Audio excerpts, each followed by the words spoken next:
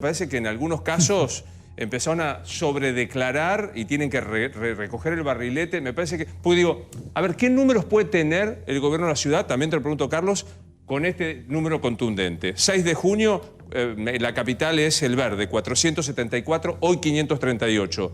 La provincia, 454 el 6 de junio, 756. ¿Qué otro número?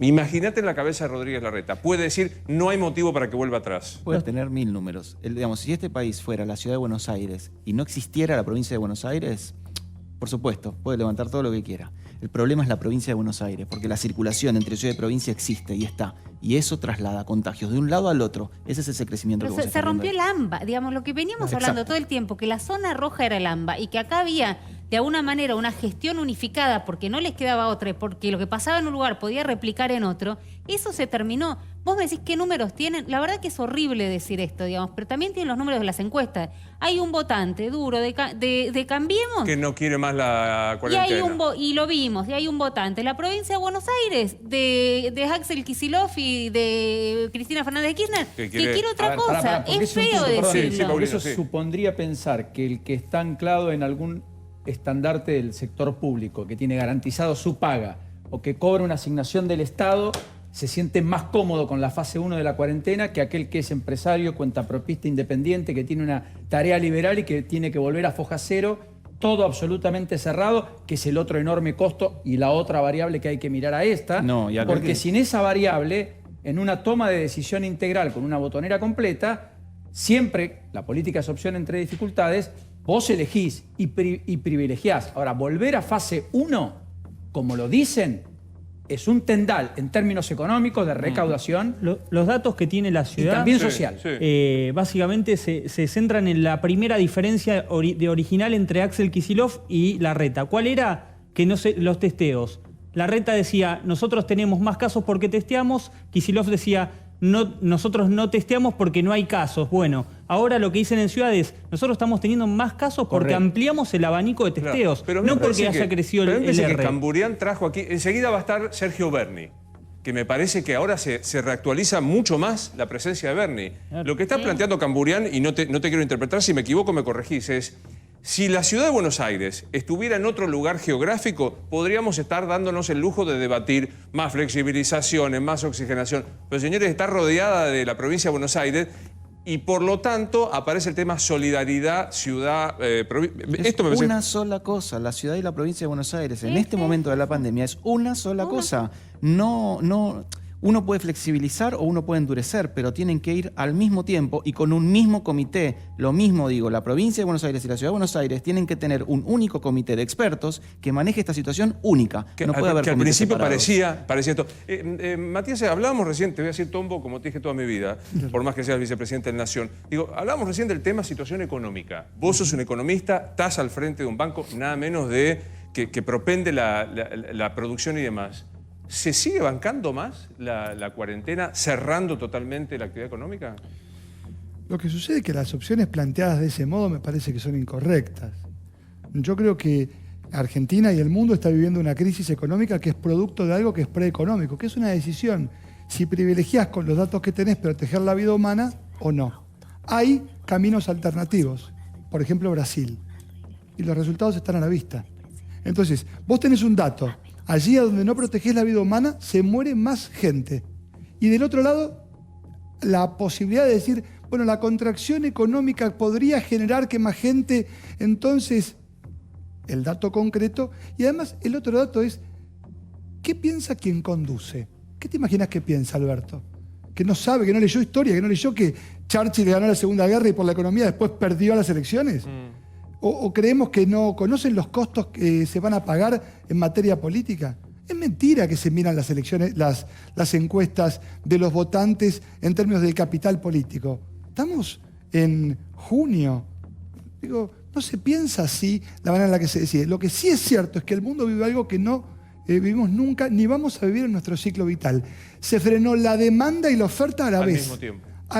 Bueno, eso genera que la contracción de la economía mundial, el mundo se va a achicar 30 veces lo que se achicó en 2008. En el medio de esto aparece, porque digo, estamos hablando de...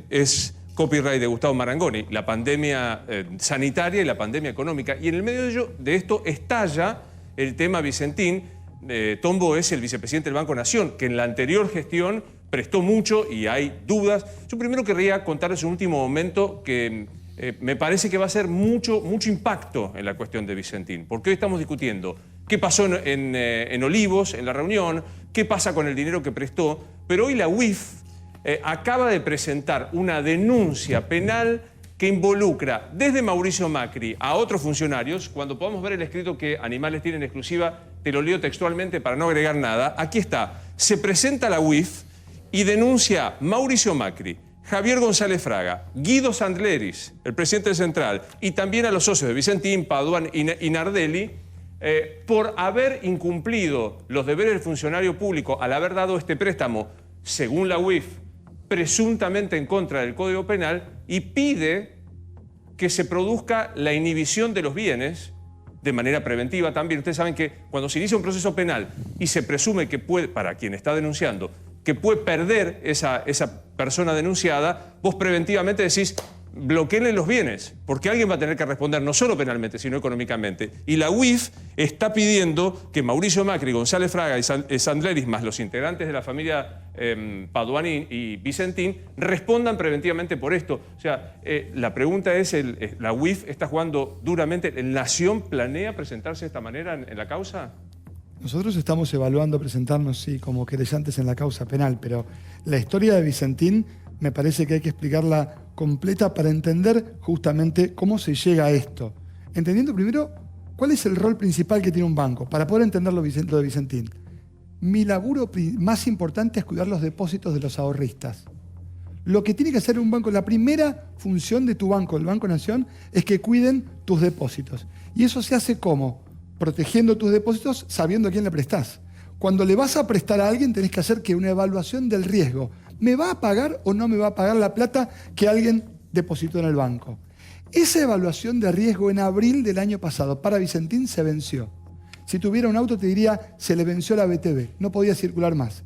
Le dieron 90 días más para que siga circulando, sin hacerle la verificación técnica. Siguió circulando. A mitad del año pasado se le venció también ese permiso y le siguieron renovando los préstamos. ¿De qué manera? Matías, perdón, una pregunta. Te toca hacer una pregunta de asistencia técnica antes de tu pregunta. Sí. Esto que acabamos de mostrar en Animales, digamos, es una denuncia potente contra estos funcionarios, exfuncionarios, que aparte les podría afectar patrimonialmente. Muy, porque hay que recordar que el rol de la UIF, y, digamos, históricamente, viéndolo en la gestión anterior, por ejemplo, para dar un ejemplo y que la gente entienda de qué se trata, cuando fue el juicio de Chicone de Amado Boudou, fueron los que pidieron la detención de Amado Boudou cuando el fiscal no la había pedido. O sea que tiene una entidad muy fuerte. Piden ser parte querellante, pero rápidamente, ¿cuál es la hipótesis compleja de la UIF? Dice, está bien, el Banco Nación le prestó la plata cuando ya estaba en cesación de pago la empresa y no debería haberlo hecho, y cuando Mauricio Macri ya había perdido las elecciones. Pero lo hizo, atención, porque la hipótesis de la UIF es bajo las órdenes de quien entonces era presidente de la Nación, Mauricio Macri. Esa es la hipótesis que ahora el fiscal Gerardo Policita, claro, que tiene delegada la causa, va a tener que empezar a trabajar, y mucho, porque recordemos que anteayer contábamos acá que empezó a llegar la información y que la causa se empieza a mover. Claro, sí. Gustavo. Ahora, Matías, vos decías, la empresa no daba las garantías y recién dabas el ejemplo gráfico de la BTV. Ahora, si riesgos, si créditos, si los respectivos comités no acompañaron la firma de eso, ¿quién decidió los préstamos? ¿A sola firma del presidente? Digamos, del presidente me refiero del banco, no de la Nación en este caso. Ese es el camino que se está reconstruyendo con un sumario que se está trazando en el banco. ¿Cuál el deslinde de responsabilidades entre el directorio y la línea? Lo que está claro es que a partir de julio, Vicentín pagaba vencimientos de deuda por ventanilla 1 y por ventanilla 2, le volvían a prestar el mismo monto. Se llama cancelación y retoma. Pero hubo algo adicional. Se renovó vencimientos, perdón, Matías. Por supuesto. De ese modo mantuvo... Bueno, sí, son financiación de exportaciones. Cancelaba y le volvían a prestar. Lo llamativo es que con la calificación vencida, ¿cuántas garantías sumó Vicentín? Cero. Está bien, pero no le pidieron ni una garantía hipotecaria te salta una a sola alerta. firma. Claro. Cuando eso no pasa, te salta una alerta. Entonces, viene, te dice, che, Bueno, pidió tal cosa. Traeme el papel. Pues digo, para darme a mí un crédito de $50.000 para comprar una casa, tenés que superar una serie de cuestiones. Vuelvo enseguida a esto, porque ¿cómo se va a defender el macrismo? Va a decir, ojo que en la gestión de Cristina también le dieron a Vicentín. ¿Sabemos qué pasó hoy en Olivos? Fue para atrás el proyecto. Hoy la vi sentada a Vilma Ibarra a la izquierda. Acá está. Acá la veo, a la izquierda del presidente. Sí. Yo quiero decir la viste a Vilma y no la viste a Anabel Fernández Sagasti. Claro, quiero decir que esté allí sentada Vilma Ibarra habla de la persona que con más conocimiento chequea lo que el presidente firma. Que no la vimos en la conferencia de prensa el lunes. Exacto. Algunas malas lenguas me dijeron que Vilma Ibarra dijo, no lo hice, no lo soluciono al problema que se planteó. ¿Qué pasó en Olivos? Hoy recibió el presidente de la Nación, acompañado por el gobernador de Santa Fe, Omar Perotti, y varios miembros del gabinete. También apareció el ministro de Agricultura, Luis Basterra, que el lunes tampoco estuvo. Sobre un proyecto tan importante donde se anunciaba la expropiación de una empresa agroindustrial, el ministro del área no estaba. Bien, recibió a los accionistas y ahí se habló, lo dijo oficialmente, tras la reunión, el gobernador Perotti, se habló de que el presidente está dispuesto a escuchar alternativas superadoras. Para que nadie te ponga una palabra que diga Calvo no lo dijo, 40 segundos lo decía así Perotti. Dale. ¿El gobierno va a seguir avanzando con esta idea de expropiar? Su objetivo es el rescate de la empresa. Está en un proceso donde ese es un mecanismo, pero claramente del diálogo ha surgido que si aquí quedan y aparecen alternativas superadoras, el presidente está dispuesto a escuchar. Tal es así que mañana mismo los integrantes de la empresa van a tener una reunión con YPF, van a tener una reunión con el interventor Delgado, empezando a analizar algunas de estas alternativas. A los trabajadores y a todos, el presidente ha dado la instrucción de que el interventor y el subinterventor tengan la instancia de colaboración de todos el personal de gerentes actuales para que no exista impedimento o burocracia alguna que demore el normal funcionamiento de la empresa, porque lo que se quiere es rescatar a la empresa. Para mí, alternativa superadora es que supera algo que había que superar, por lo cual el proyecto es superado. No estoy haciendo una redundancia ociosa, me parece que el proyecto se vio que no funcionaba. Pareciera que se enfriaron las posibilidades, no se enterraron, pero se enfriaron las posibilidades de que avance el proyecto expropiador. De hecho, en el Congreso no se volvió a hablar del proyecto. Había circulado algún borrador y no se volvió a hablar. De Parrilli creo que había un proyecto Parrilli, ¿no? De la propia Anabel el proyecto original de Anabel. Exactamente. El de Parrilli sigue en pie. Lo de Parrilli a ver, Banco Nación se enfría, pero no se sepulta la expropiación. ¿Qué es lo que saben ustedes como principal acreedor de Vicentín? Lo primero que tiene que buscar el Banco Nación es recuperar esos 18.500 millones de pesos que son plata que le podríamos prestar a las pymes. Digo, no es menor esto, porque en 2 meses y medio un banco que prestó a 12.000 pymes 31.500 millones de pesos, hoy faltan esa plata, que por cierto, hay algo que pasó justo antes de que Vicentín se declare en cesación de pagos el 5 de diciembre. Vendió la joya de la abuela. O sea, vendió una gran parte de la participación en Renova, que genera la mayor parte de los ingresos de la compañía. Que es una de las empresas de Vicentín. Absolutamente. Vicentín hoy debe 100.000 millones de pesos. Al banco le debe 10, a los argentinos, a todos nosotros, nos debe 18.500 y debe 26.000 millones de pesos a los productores de la zona justamente de influencia. Ahora, y ahí tenés otra cosa que es el una ecosistema. pregunta, digo, a Tombo y a Marangoni, que creo que lo pueden explicar, porque me parece que de verdad el hecho de que se pida la imputación y la inhibición de bienes del expresidente de la Nación empieza a tomar, digamos, como otro color la causa de Vicentín. ¿Hay posibilidad de probar fehacientemente que el presidente de la Nación dio órdenes al Banco Nación? A González Fraga, pongámosle el nombre y apellido. Que Mauricio Macri le dio órdenes a González Fraga para que haga este préstamo de manera irregular. No, a mí no me consta, digamos, eso lo tiene que probar la justicia. ¿Se puede en un banco, Gustavo? No, porque tendría que haber un acto que le escriba un mail diciéndole, dale un préstamo. El directorio del banco tiene que aprobar eso. Yo lo que pregunto, porque no vuelvo a lo mismo, hay una regla de oro Fraga en el mundo bancario. Sin calificación no hay crédito. Vicentín no tenía calificación. Sin calificación acá, pero escuchamos, además- la calificación estaba vencida. Entonces, si estaba vencida, la pregunta es, ¿firmó solo el presidente? Claro.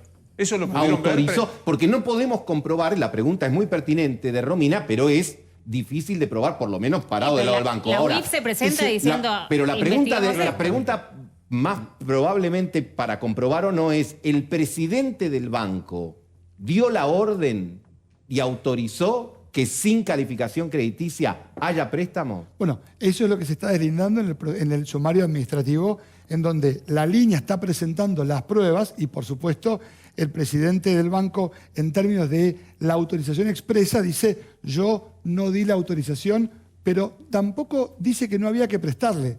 Porque la justificación de González Fraga respecto a la situación de Vicentín tiene que ver con el tipo de cambio. Dice, a Vicentín le empezó a ir mal cuando se devaluó la moneda repentinamente y eso ahogó sus finanzas, lo cual, por supuesto, Está bien, es pero mentira. en ese caso habría, digamos, un lado muy débil también. Porque si el presidente no lo autorizó, lo permitió. Porque Claro. ¿quién Bueno, puede? pero Gustavo, ¿quién Ahí viene, puede? pero más ahí al- viene, Gustavo, pero- déjame que te diga, ahí viene Sí. la otra cuestión que es, no autoriza expresamente, pero toma conocimiento. Bueno, Lo Que cual es es una- un modo... una autor- Claro, Luis, bueno, y aparte- Pero digo, y no es aparte muy- hizo hay, aportes. hay algo que no es muy difícil yo entiendo, o sea, un banco no puede emitir ni por el presidente ni por el vicepresidente decir se hizo tal cosa. Hay que hacer un procedimiento administrativo que para eso está.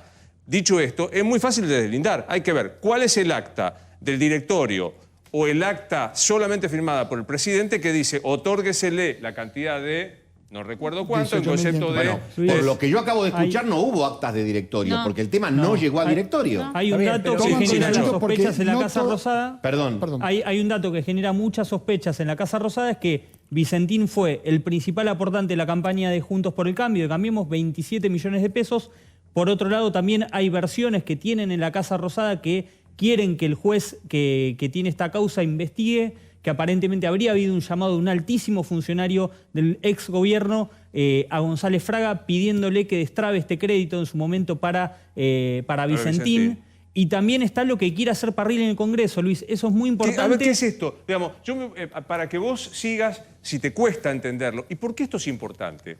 A, porque se trata de una empresa en situación muy crítica con cuanto menos 5.000 empleados directos y lo que esto implica. B, se prestó, como explicaba Matías, una cantidad de dinero que era para el fomento de las pymes y demás. Y C, porque se planteó la expropiación, que según Javier Calvo, no se sepultó la idea de la expropiación, pero se enfrió en base a un nuevo proyecto que sería el de Parrilli, que ¿qué dice, Nacho? Bueno, Parrilli básicamente quiere investigar y meterse en el seno de la empresa más allá de la intervención. Quiere determinar o averiguar dentro del Congreso, 6 senadores, 6 diputados, en qué condiciones se le dio este crédito del Banco Nación a Vicentín. Si hay un vínculo que va más allá de lo formal, de lo comercial, entre Vicentín y la gestión macrista. Pero perdón, eso lo está investigando la justicia penal, ¿por qué lo tendría que investigar? Bueno, un este es el proyecto que Por mañana política. va a ser tratado, mañana mismo. ¿Se trata en mañana? Mañana mismo la Comisión de Asuntos comisión. Constitucionales convocaron, ya lo sabe la oposición, van a tratar de bloquearlo, yo dudo que lo puedan hacer, dicen que tiene amplia mayoría, lo que van a intentar verificar es posible el fraude, si hubo una maniobra de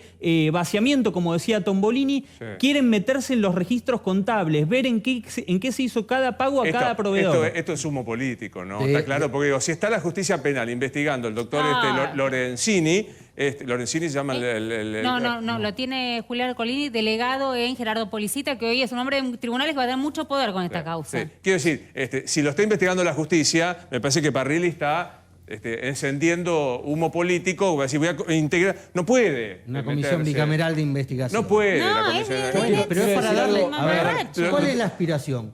Que Macri vaya preso. ¿Esto es que Macri vaya preso? Sí, y lo mismo lo de la UIF. Digo, la intención es que Macri vaya preso. No estoy defendiendo a Macri. Si Macri tiene que ir preso, o González Fraga tiene que ir preso, y los Nardelli tienen que ir presos, que vayan presos. Pero que lo ponga la justicia, Claro, claro. pero que lo decida la justicia.